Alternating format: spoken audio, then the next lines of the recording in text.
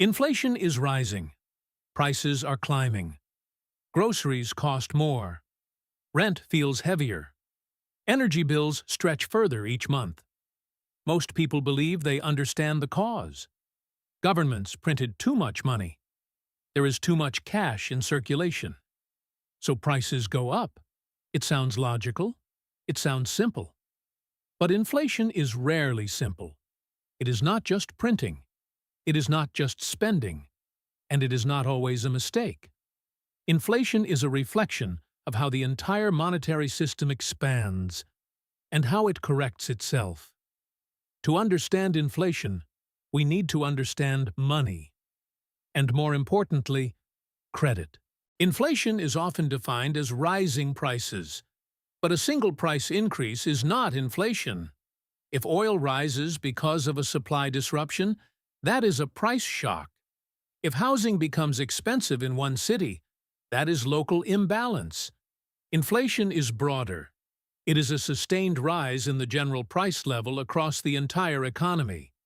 It represents a decline in the purchasing power of money. In other words, each unit of currency buys less than it did before. But here is the deeper question. Why do prices rise together? Why do separate markets move in the same direction? The answer lies in how modern money is created. The common explanation is familiar. Governments printed too much money. Historically, that could be true. In the age of physical currency, printing more notes diluted value. But modern economies do not rely primarily on printed cash. Most money today is digital, and most of it is created not by governments, but by banks. When banks issue loans, new money enters the economy. When loans are repaid, that money disappears. So inflation is not just about printing. It is about credit expansion. When lending grows rapidly, spending increases. When spending increases faster than production, prices begin to rise. But credit alone does not explain everything, because prices are shaped not only by money, but by supply, energy, and expectations. Inflation typically emerges from two forces. The first is demand. When consumers and businesses spend more than the economy can produce, competition for goods increases. Prices rise. This is known as demand-pull inflation. The second force is cost. When it becomes more expensive to produce goods, due to energy, labor, or raw materials, those higher costs are passed on. Energy is particularly important. Modern economies depend on it. When energy prices surge, transportation costs rise, manufacturing costs rise, food prices rise. The increase spreads quietly through every layer of production. During global disruptions, such as pandemics or geopolitical shocks, supply chains weaken. Production slows, yet demand often returns quickly. The imbalance pushes prices higher, not because of panic, not only because of money, but because the system cannot respond fast enough. Inflation is also psychological. If businesses expect higher costs in the future, they raise prices today. If workers expect higher living expenses, they demand higher wages. When wages rise, companies raise prices again. This creates a feedback loop, an inflation spiral. Once expectations adjust upward, inflation becomes self-reinforcing. This is why central banks focus intensely on credibility.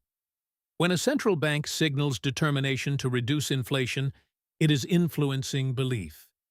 Because belief shapes behavior, and behavior shapes prices. Inflation does not affect everyone equally. It harms savers. If you hold cash, its real value declines.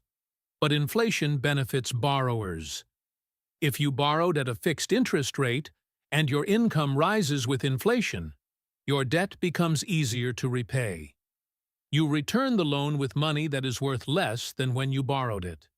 Governments understand this mechanism. Nations carrying large public debt often tolerate moderate inflation. Because inflation reduces the real burden of that debt over time. Inflation quietly redistributes wealth, from savers to borrowers, from fixed incomes to asset holders. It is not neutral. It reshapes balance sheets. When inflation accelerates too rapidly, central banks raise interest rates. Higher rates make borrowing more expensive. Expensive borrowing slows credit growth. Slower credit reduces spending. Reduced spending eases pressure on prices.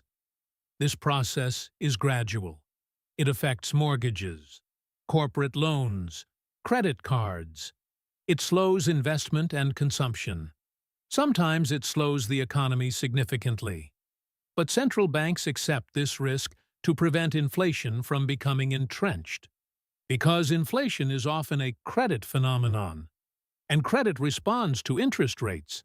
Inflation is not random.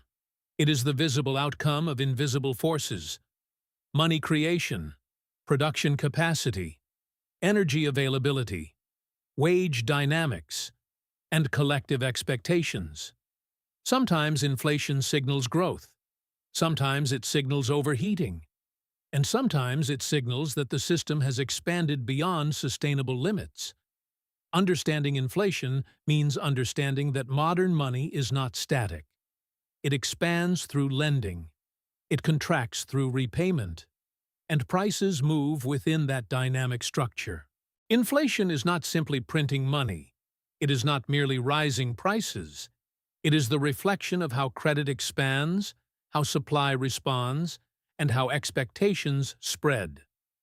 In the next video, we will explore what happens when inflation escapes control, and why hyperinflation has the power to collapse entire economies.